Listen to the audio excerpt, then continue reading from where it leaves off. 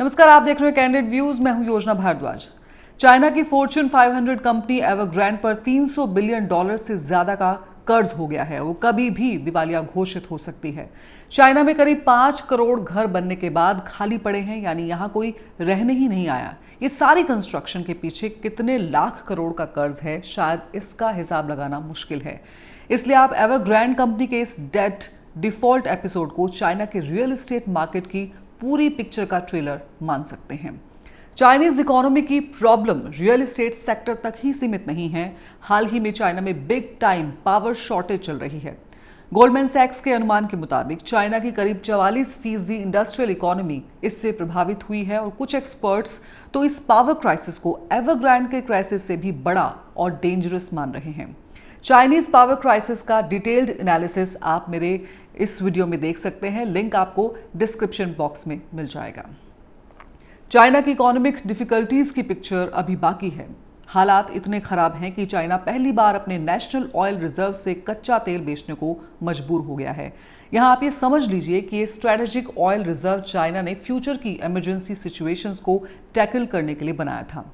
तो इस emergency reserve का यूज करना ये तो शो कर रहा है कि चाइना कहीं ना कहीं इमरजेंसी वाली सिचुएशन से गुजर रहा है। साथ ही साथ कोविड पेंडेमिक पूरी दुनिया में फैलाने के आरोप से चाइना की इमेज पूरे वर्ल्ड में खराब हो चुकी है, जिसकी वजह से दूसरे कई देशों की कंपनीज चाइना में अपने ऑपरेशंस या तो बंद कर चुकी हैं या इस प्रोसेस में हैं। ये भी चाइना की इकोनॉमी के लिए एक बड़ा डेंट है।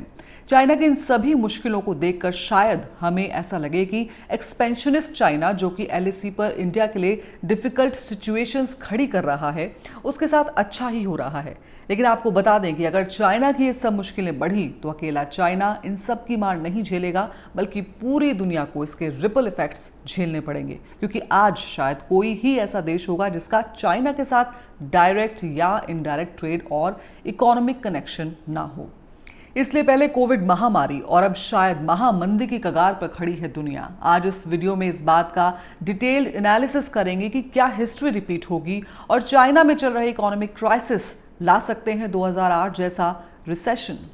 चाइना की सबसे बड़ी प्राइवेट रियल एस्टेट कंपनी है एवरग्रांड।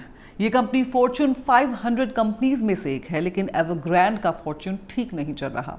कंपनी पर लगभग 22,50,000 करोड़ रुपए का कर्ज है। चाइना के कई हाउसिंग प्रोजेक्ट्स में एवरग्रांड के 75 लाख करोड़ रुपए फंस गए हैं। ये वो प्रोजेक्ट्स हैं जो अभी तक पूरे नहीं हो पाए हैं। इसलिए एवरग्रांड पहले ही इंडिकेशन दे चुकी है कि उसके पास अब कर्ज चुकाने की क्षमता नहीं है, यानी ये कंपनी कभी भी बैंकक्रप्ट हो सकती है।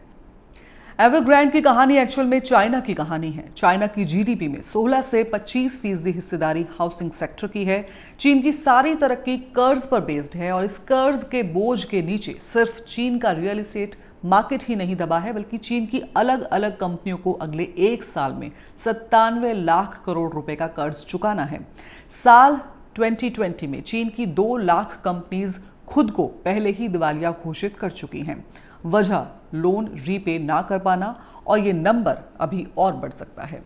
लेकिन चाइना इस प्रॉब्लम को कैसे सॉल्व कर रहा है? और कर्ज देकर।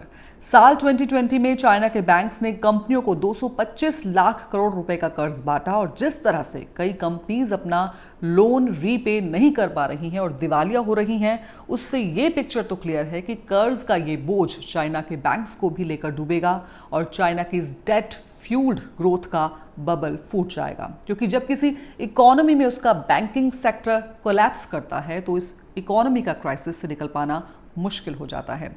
और ग्लोबल इकोनॉमी में जहां कंट्रीज के फाइनेंशियल इंस्टीट्यूशंस की क्रॉस लिंकेजेस हैं और ग्लोबल सप्लाई चेन से ओवरऑल इकोनॉमीज रन हो रही हैं, ऐसे में चाइना के कोलैप्स का मतलब होगा वर्ल्ड रिसेशन।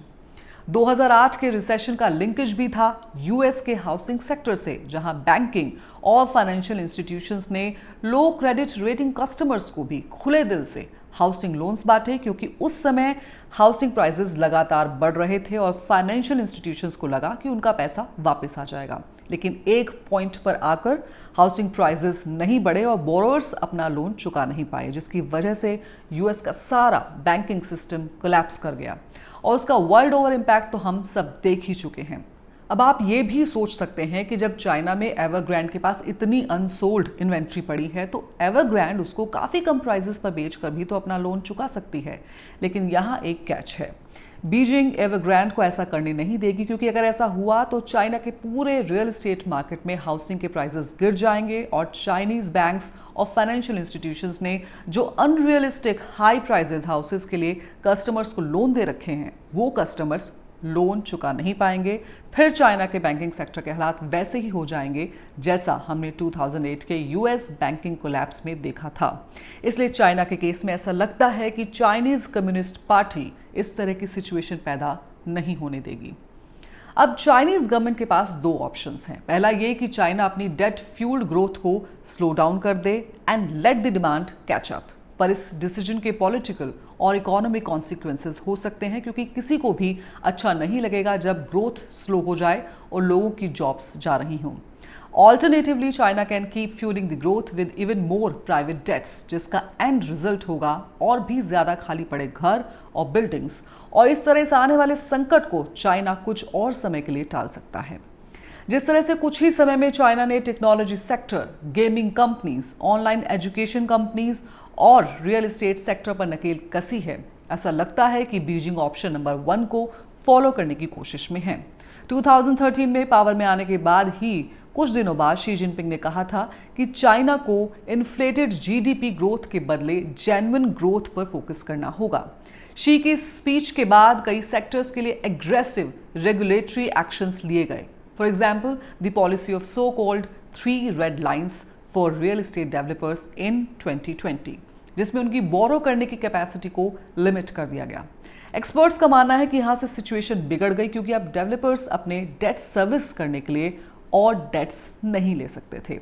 अब अगर इंडिया के पॉइंट ऑफ व्यू से देखा जाए तो भारत में स्टील, मेटल और आयरन और प्रोड्यूसर्स अपना मेजॉरिटी माल चाइना को बेचते हैं और इसमें एवरग्रैंड सबसे बड़े खरीदारों में से एक है। अब अगर ये कंपनी डूबी तो इंडिया का चाइना में होने वाला एक्सपोर्ट भी अफेक्ट होगा। इसके अलावा चीन की जिन कंपनियों ने भारत में निवेश किया है वो भी चाइना के इस फाइनेंशियल क्राइसिस से प्रभावित होंगी। इंडिया में इस समय जितने बड़े स्टार्टअप्स हैं उनमें भी चीन की कंपनियों के करीब 42,000 करोड़ रुपए लगे हैं, इस पर भी इम्पैक्ट पड़ेगा। वहीं चाइना में पावर क्राइसिस के चलते ओवरऑल डिमांड सप्लाई इक्विलिब्रियम बिगड़ सकता है, जिसमें इंडिया भी अनअफेक्टेड नहीं रह सकता। इसलिए इंडियन गवर्नमेंट को भी चाइना के इन सभी डेवलपमेंट्स को बहुत क्लोजली वॉच करना पड़ेगा और इंडियन इकोनॉमी को इस पॉसिबल चाइनीज इकोनॉमिक पेंडेमिक से खुद को इंसुलेट करने की तैयारी करनी होगी। अगर आपको ये वीडियो पसंद आया हो तो प्लीज़ लाइक और शेयर करें और मेरे चैनल को सब्सक्राइब करना ना भूलें। नमस्कार।